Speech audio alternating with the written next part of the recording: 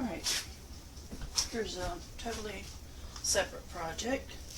I am going to attempt to make some sort of version of chicken and rice that I can dehydrate. Start out with, this is just regular cheapo white rice. I think I'm going to start out with 2 cups.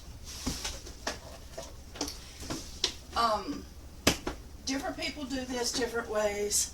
I've gotten to the point I wash my rice. And this particular one, I don't remember if it even says to wash it. You do you. We all have to do what we think is best. See all that milky, that starch, and that's like protective, whatever that is on there. Put it in here. And that'll just get more and more white. And then I bought just that wire strainer. And I normally rinse this at least 2 or 3 times very well until it's more clear. Let's put some more. But again, I like to tell other people, there's many people that say do not rinse your beans, or not your beans, but your rice. You do you. Alright, you don't have to watch the whole thing. I am going to continue on until this water is fairly clear.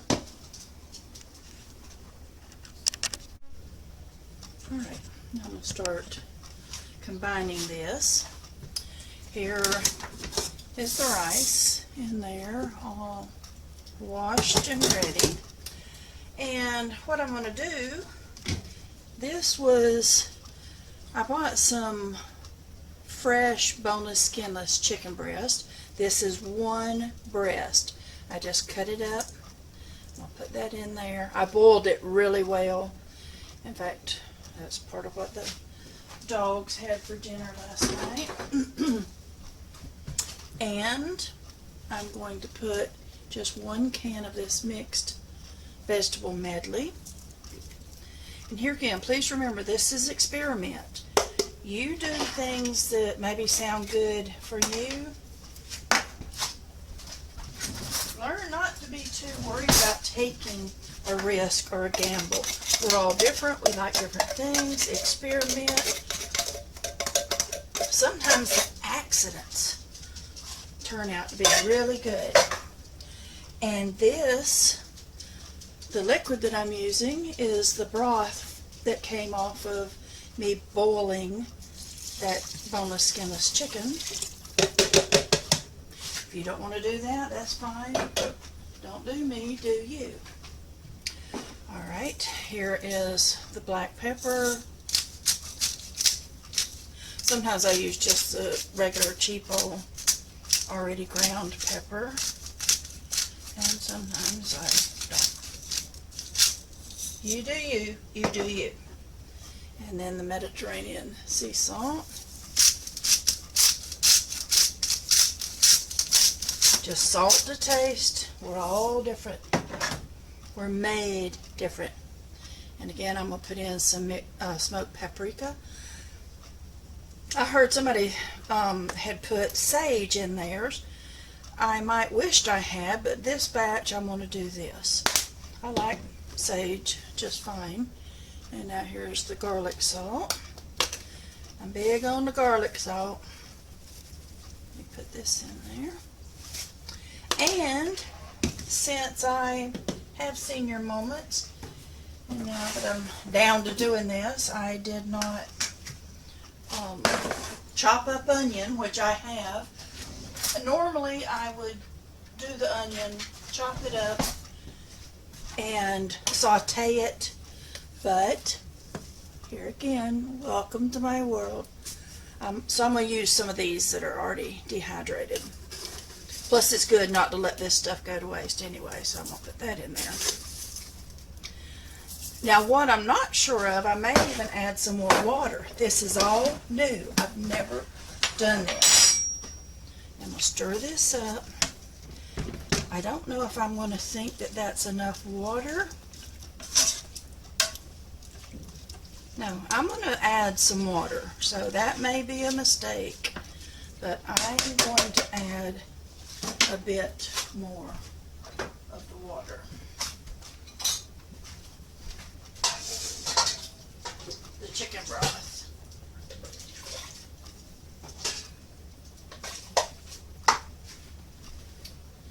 So that was almost another cup, not quite.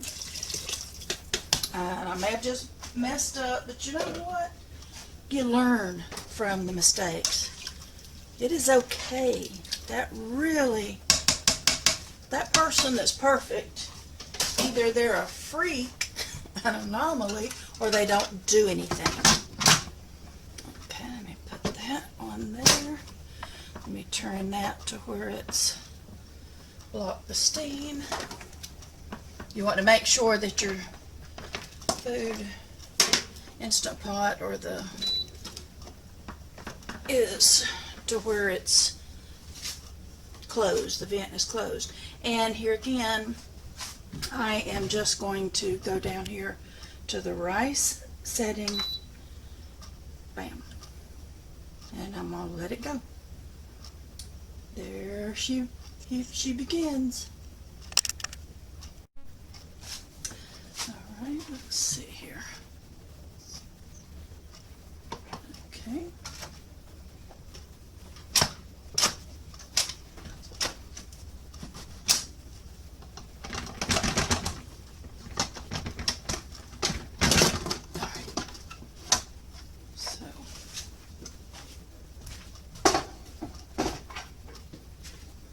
Smells good.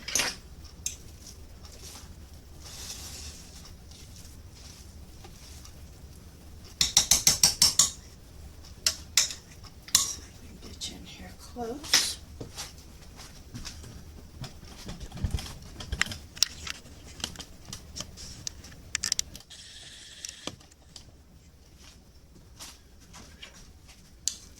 Nice and hot. It did seem to absorb pretty good. It's still hot and steaming.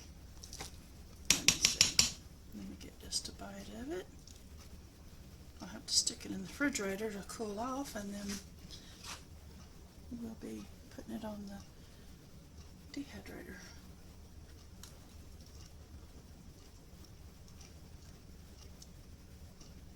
Oh, that rice is perfectly cooked. That is good. That rice is excellent. Okay. All right. I'll dip some out for tonight's supper, and then the rest will go in the refrigerator to cool off for me to be able to put it on the dehydrator. Okay, I'm pulling this, just pulled it out of the refrigerator, and I'm going to start loading some of this on the tray. I don't guess there's any right way or wrong way to do this. The only disadvantage to putting it in the refrigerator is it does make it clump up just a little bit more, but that's okay too. And since this is nothing special, nothing magic here, I'm going to go ahead and shut the camera off and load these trays up, finish, and then put them in the dehydrator. And I'll get that going. I'm probably going to put the dehydrator on, I'd say 125, something like that. I decided to take pity on y'all. I've been not meaning to, but making my videos so much longer than what most people ever want them. So here's that chicken and rice, completely done. And I went ahead and took it up and put it up. Okay. This is going to be another one of those really heavy messages. and sadly there's probably going to be some more coming. Some people will understand and some people will not, and I feel very, very sad for those people that won't have a clue what I'm talking about, but maybe you can learn. This is in Ezekiel 33. Again, the word of the Lord came unto me, saying, Son of man, speak to the children of thy people, excuse me, and say unto them, when I bring the sword upon a land, if the people of the land take a man of their coasts, and set him for their watchman, if he seeth the sword come upon the land, he blow the trumpet and warn the people. Then whosoever heareth the sound of the trumpet, and taketh not warning, if the sword come and take him away, his blood shall be upon his own head. He heard the sound of the trumpet, and took not warning. His blood shall be upon him. But he that taketh warning shall deliver his soul. But if the watchman see the sword come, and blow not the trumpet, and the trumpet be not warned, if the sword come and take any person from among them, he is taken away in his iniquity, but his blood will I require at the watchman's hand. So thou, O son of man, I have set thee a watchman unto the house of Israel. Therefore thou shalt hear the word at my mouth, and warn them from me.